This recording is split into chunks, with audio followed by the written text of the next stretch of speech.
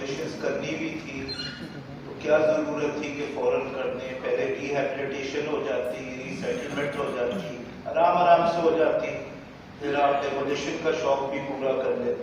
یہ جو حکومت نے اپنی منطق میں اور پھر سپریم کورٹ نے بعد میں اس کو الاؤ کر دیا، یہ جو 30 فٹ روڈ بن رہی تھی دونوں نالوں کے ساتھ، رائٹ آف وے جسے کہتے ہیں، اس وجہ سے 60%، جو 60 سے 60 to 65% ایبولیشن ہے، اس کو 10% کر دیتے، اس کو 12% کر دیتے، آگے 30-35% گھر جو ہے رک جائے۔ وہ جو سب سے بڑی عدالت ہے جسے ہم سپریم کورٹ کہتے ہیں،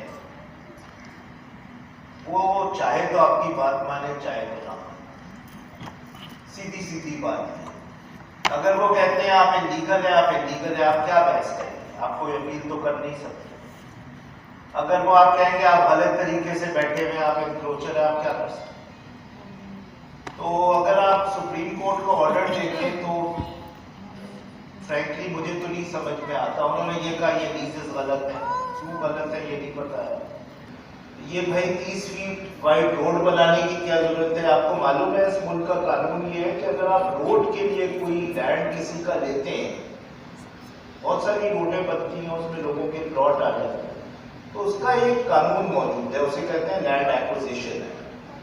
آپ طے کرتے ہیں کس کی ملکیت ہے، پھر طے کرتے ہیں اس کو پیسے کتنے ملیں گے، پھر وہ لینڈ لکھوایا۔ سپریم کورٹ کے بارے میں یہ کہا جاتا ہے، ایک بڑے مشہور یو ایس سپریم کورٹ کے جج تھے جسٹس جیکسن، وہ کہتے تھے کہ یہ نہیں کہ ہم کیونکہ غلطی نہیں کر سکتے اس لیے ہم سب سے بڑی عدالت ہیں، لیکن کیونکہ ہم سب سے بڑی عدالت ہیں اس لیے ہم جو غلطی بھی کریں گے وہ آپ کو ماننی پڑے گی۔ تو میں صرف آپ کو یہ جواب دے سکتا ہوں۔ تو انہوں نے فیصلہ کر دیا ہے، انہوں نے نہیں بتایا کہ یہ کیوں انلیگل تھا۔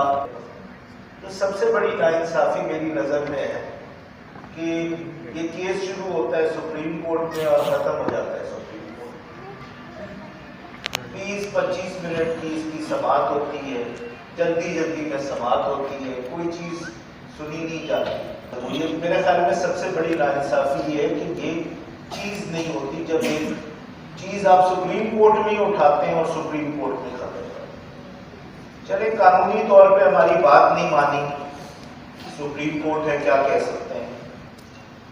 ایک اور بھی چیز ہو سکتی تھی جس میں کوئی نقصان نہیں تھا، وہ یہ تھا کہ بھائی چلے ٹھیک ہے، آپ سمجھتے ہیں کہ ہم سب برے لوگ ہیں، سب نے قبضہ کیا ہوا ہے، ایسے برے لوگ آئے نہیں اس شہر میں، ہم سب انکروچر ہیں۔ کیا ضرورت ہے کہ یہ 1 مہینے میں یہ چیز ہونی ہے، یا 2 مہینے میں یہ چیز ہونی ہے، یا 3 مہینے میں یہ چیز ہونی ہے؟ بھائی نالے صاف ہونے، پچھلے سال بھی صاف نہیں تھے، اس سے پچھلے سال بھی صاف نہیں تھے، اس سے پچھلے سال بھی صاف نہیں تھے، آپ کو روڈ بنانی ہے، چلے ٹھیک ہے۔ ساری دنیا میں یہ ہوتا ہے، اسے کہتے ہیں انصاف کا تقاضا، ایکوٹی کا تقاضا، کہ بھئی لوگوں کو پہلے آباد کر دیں پھر ان کے گھر کو۔ اچھا ان کو آپ فوراً پرماننٹلی آباد نہیں کر سکتے تو ان کو ٹیمپرری ری سیٹلمنٹ کر دیں گھر کو۔ تو یہ منطق بھی نہیں سمجھ میں آتی۔ یہ تو کہہ دیا آپ انکروچر ہیں، وہ جو لوگ ہیں جو آپ سے پیسے لے کے لیزز ایشو کی ہیں، وہ جو لوگ ہیں جو آپ سے ٹیکسز لیتے ہیں، ان کا کوئی وہ نہیں ہے۔ جن لوگوں نے یہ کیا، اگر سپریم کورٹ کی بات مان لی جائے، جن لوگوں نے یہ کیا وہی لوگ آ کے آپ کے گھر توڑیں گے۔ واہ کیا انصاف ہے!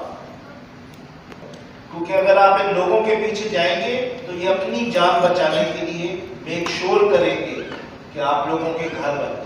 ان کی گردن پکڑنی ضروری ہے۔ جو چیف جسٹس ہوتا ہے اس کے پاس ایک ایبسولوٹ پاور ہے، وہ چاہے جس کو اپنے ساتھ بٹھا لے، چاہے جو کیس اپنے سامنے لگوا لے، جسے کہتے ہیں ایک ایبسولوٹ ڈسکریشن ہوتا ہے بینچ کانسٹیٹیوٹ کرنے کا اور کیسز سننے کا۔ وہ یوزلی یہ کرتے ہیں، بہت سارے ججز ہیں سپریم کورٹ کے جو یہ جو ہو رہا ہے اس سے اگری نہیں کرتے، اور انہوں نے ڈسینٹ بھی کی، وہ اس بینچ پہ نہیں بیٹھتے۔ تو پہلا جو کام کرنا ضروری ہے میری نظر میں وہ کیا یہ چیف جسٹس صاحب ہو یا کوئی اور. بنیادی مسئلہ یہ ہے کہ نہ چیف آف آرمی اسٹاف ہو، نہ پرائم منسٹر ہو اور نہ چیف جسٹس ہو. کسی کے پاس ایبسولوٹ پاور نہیں ہونا چاہیے کہ وہ جو دل چاہے. تو یہ ہے میری نظر میں کہ کچھ پتہ ہی نہیں چلتا کون سا کیس اٹھا لیتے ہیں سپریم کورٹ میں، کون سا کیس نہیں اٹھا. مطلب کوئی رولز اینڈ ریگولیشن ہی نہیں، ریگولیٹڈ نہیں. گجر نالے کا اٹھا دیا اور کسی نالے کا نہیں اٹھایا. کراچی کے اٹھا دیے کیسز، لاہور کے نہیں اٹھائے، پشاور کے نہیں اٹھائے.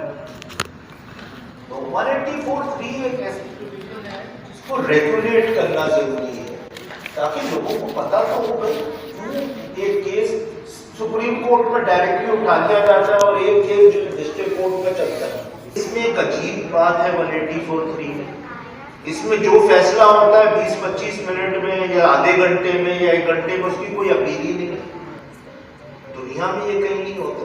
آپ کے ساتھ کچھ اتنی بڑی میری نظر میں ناانصافی ہوگی، آپ کوئی اپیل ہی نہیں کر سکتے. میری نظر میں with due respect to the chief justices of the Supreme Court، دیکھیے اس ملک میں لوگ چاہتے ہیں کہ آپ اس ملک کا انصاف کا نظام صحیح کرتے ہیں. بڑی اچھی بات ہے آپ نالے صاف کرنا چاہتے ہیں، لیکن جو آپ کا اصل کام ہے وہ تو کریں.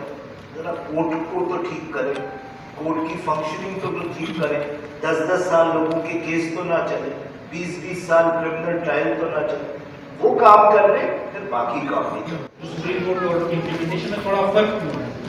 اور اب جب ہماری ریویو پٹیشن بھی انہوں نے آن پروسیکیوشن پر ڈسکس کر دیا تو اس کے بعد کا ہمارا رائے عمل کیا ہونا چاہیے؟ تمام پٹیشنز کا انہوں نے اب نوٹس کیے ہیں، اس سے پہلے جو پہلے بلانا چاہیے تھا لیکن اب انہوں نے نوٹس کر کے بلایا. تو نیکسٹ رائے عمل کیا ہونا چاہیے؟ بریف بیک گراؤنڈ اور اب تک کے جو سپریم کورٹ کے آرڈر اس میں ہمارے لیے کیا ہے؟ جی تھینک یو. میں 3-4 کوشش کروں گا کہ کور کروں.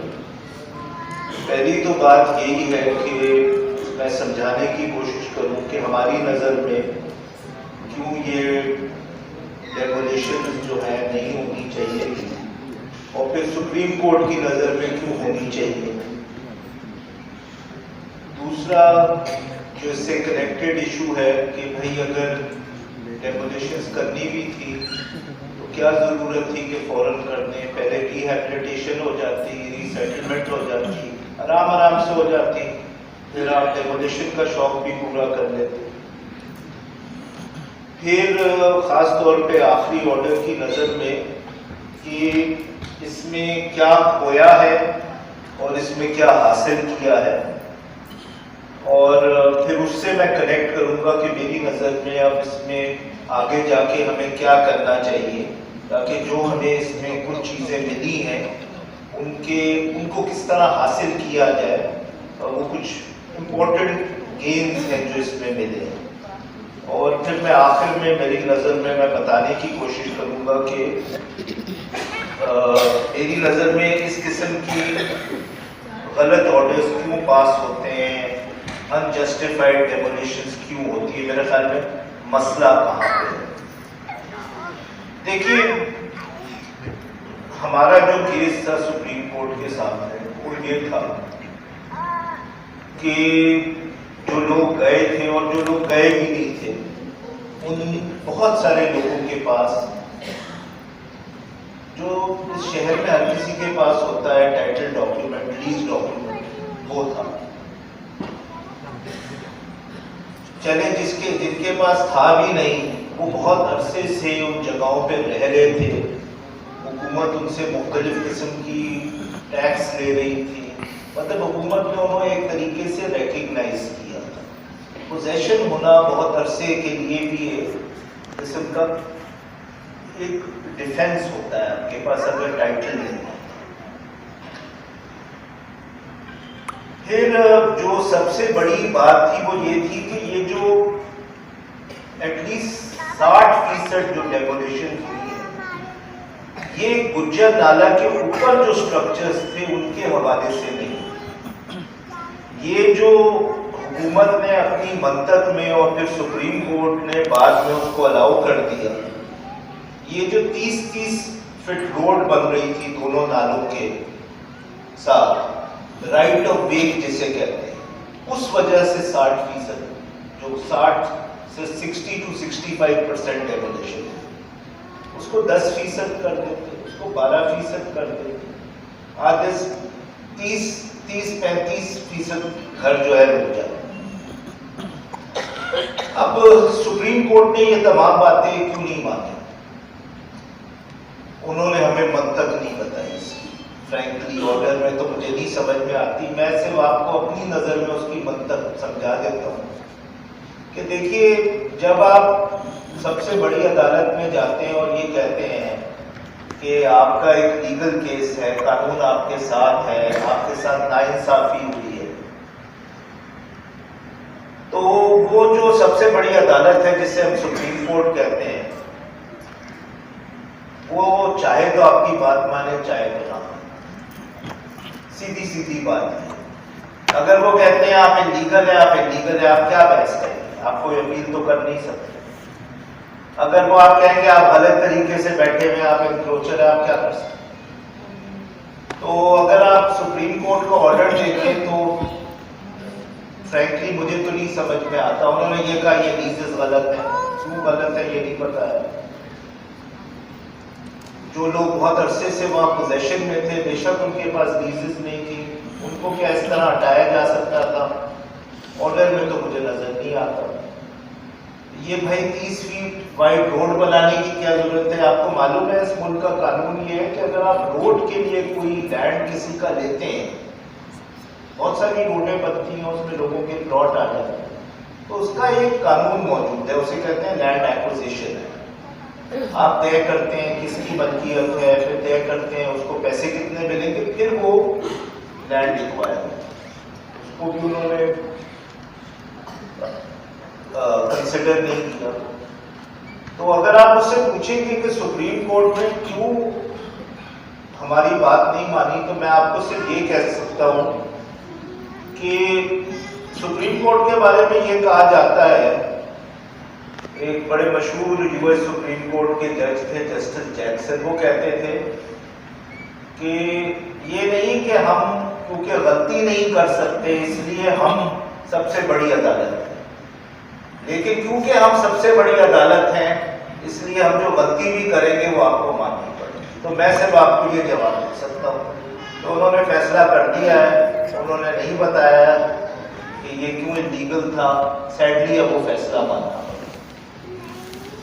तो इन बहस में ना पड़े, अब कोई फायदा नहीं है कि जो हुआ है मेरी नज़र में गलत ऑर्डर है, मेरी नज़र में एक अनजस्ट ऑर्डर है, और मेरी नज़र में उस ऑर्डर में सबसे गलत बात ये है कि वो ये नहीं बताता कि भाई जिन लोगों ने इतने अरसे से वहाँ रह रहे थे, जिनके पास टाइटल डॉक्यूमेंट्स थे, और ये 30 फीट वाइड रोड के लिए जिनके घर तोड़े गए, उनको तोड़ा भी जा सकता था इस तरीके से या नहीं।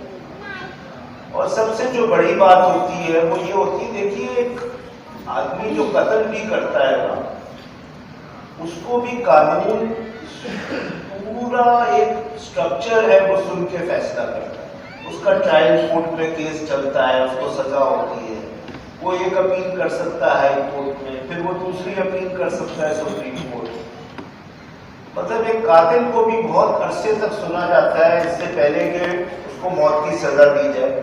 जिन लोगों के घर तोड़ दिए गए और उनको बेदखल कर दिया गया, एक किस्म की मौत की सजा ही है ना, उसको भी इतने अरसे पूरा एक प्रोसीजर दिया जाता है सुनने का। तो सबसे बड़ी नाइंसाफी मेरी नज़र में है कि ये केस शुरू होता है सुप्रीम कोर्ट में और ख़त्म हो जाता है सुप्रीम कोर्ट में। 20-25 मिनट की इसकी समाअत होती है, जल्दी जल्दी में समाअत होती है, कोई चीज़ सुनी नहीं जाती। तो जिसे हम कहते हैं कि लोगों की सुनने की राइट भी वायलेट होती है। कोई कितना भी गलत हो, कितना भी उसने जुर्म किया, कानून कहता है उसको सही तरह सुनना जरूरी है, उसको अपील का हक देना जरूरी है। मेरे ख्याल में सबसे बड़ी नाइंसाफी ये है कि ये चीज़ नहीं होती जब एक चीज़ आप सुप्रीम कोर्ट में उठाते हैं और सुप्रीम कोर्ट में खत्म करते हैं। चले कानूनी तौर पे हमारी बात नहीं मानी, सुप्रीम कोर्ट है, क्या कह सकते हैं। एक और भी चीज़ हो सकती थी जिस اس میں کوئی نقصان نہیں تھا. وہ یہ تھا کہ بھائی چلے ٹھیک ہے، آپ سمجھتے ہیں کہ ہم سب برے لوگ ہیں، سب نے قبضہ کیا ہوا ہے، ایسے برے لوگ آئے نہیں اس شہر میں، ہم سب انکروچر ہیں.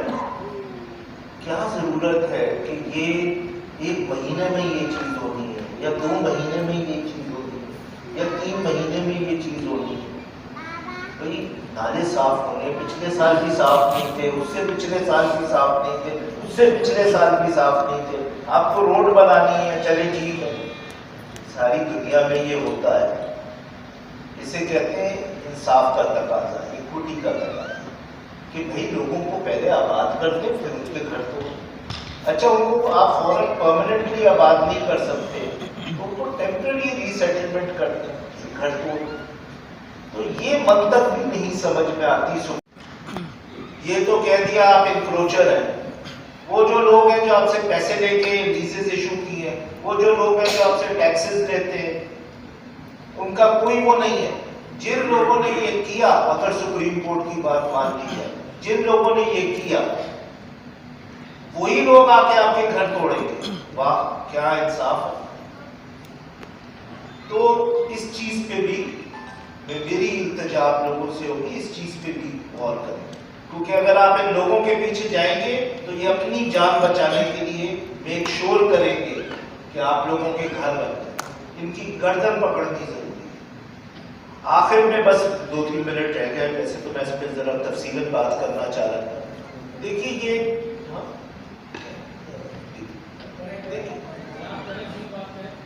دیکھیے نہیں 2-3 منٹ بس. دیکھیے یہ جو کراچی میں ہو رہا ہے، یہ بلڈنگ توڑ دو، وہ بلڈنگ توڑ دو، علادین پارک توڑ دو، سمجھنے کی ضرورت ہے کہ یہ کیوں ہو رہا ہے. یہ ضرور بات ہے کہ جو کمزور طبقہ ہے، مڈل کلاس ہو، لوور مڈل کلاس ہو، ورکنگ کلاس ہو، اس کی گردن پہ تو ہاتھ آرام سے ڈل جاتا ہے، اس کا گھر تو آرام سے ٹوٹ جاتا ہے، اس کی نوکری تو آرام سے چلی جاتی ہے. لیکن یہ مسئلہ یہ نہیں ہے بنیادی طور پہ. میری وجہ مسئلہ جو ہے بنیادی طور پہ جس طرح یہ سپریم کورٹ ایکٹ کر رہا ہے اس کا، اور وہ میری نظر میں 3 بنیادی مسئلے ہیں اس سپریم کورٹ میں. پہلا مسئلہ یہ ہے کہ دیکھیے کسی بھی شخص کو اس ملک میں اگر آپ ایبسولوٹ پاور دے دیں گے تو وہ پھر اس قسم کی چیزیں ضرور ہوں. پرابلم یہ ہے آپ کے سپریم کورٹ کے اسٹرکچر کا کہ جو چیف جسٹس ہوتا ہے اس کے پاس ایک ایبسولوٹ پاور ہے. وہ چاہے جس کو اپنے ساتھ بٹھا لے، چاہے جو کیس اپنے سامنے لگوا لے، جسے کہتے ہیں ایک ایبسولوٹ ڈسکریشن ہوتا ہے بینچ کانسٹیٹیوٹ کرنے کا اور کیسز سننے کا. وہ یوزلی یہ کرتے ہیں، بہت سارے ججز ہیں سپریم کورٹ کے جو یہ جو ہو رہا ہے اس سے اگری نہیں کرتے اور انہوں نے ڈسینٹ بھی کی، وہ اس بینچ پہ نہیں بیٹھتے. تو پہلا جو کام کرنا ضروری ہے میری نظر میں وہ کیا، یہ چیف جسٹس صاحب ہو یا کوئی اور، بنیادی مسئلہ یہ ہے کہ نہ چیف آف آرمی اسٹاف ہو، نہ پرائم منسٹر ہو اور نہ چیف جسٹس ہو، کسی کے پاس ایبسولوٹ پاور نہیں ہونا چاہیے کہ وہ جو دل چاہے. تو یہ ہے میری نظر میں بنیادی مسئلہ. چیف جسٹس کے پاس یہ پاور نہیں ہونا چاہیے کہ وہ جو کیس اپنے پاس لگا لے، وہ جو ججز کی بینچ بنا لے. یہ پاور ایکسرسائز کرنا چاہیے جو سینئر ججز ہیں 3 سے 5 وہ ایکسرسائز کریں. آپ دیکھیں گے یہ مسائل نہیں. ٹھیک ہے. جو دوسرا مسئلہ ہے وہ یہ ہے کہ جسے ہم کہتے ہیں کہ جو پروسیڈنگز ہوتی ہیں یہ ہوتی ہیں، ایک پروویژن ہے 184(3) جسے آپ سو موٹو کہتے ہیں. اس میں 2 قسم کے مسئلے ہیں اور اس کو بھی ٹھیک کرنا ضروری ہے کانسٹیٹیوشن. پہلا مسئلہ یہ ہے کہ کچھ پتہ ہی نہیں چلتا کون سا کیس اٹھا لیتے ہیں سپریم کورٹ میں، کون سا کیس نہیں ہوتا. مطلب کوئی رولز اینڈ ریگولیشن ہی نہیں، ریگولیٹڈ نہیں.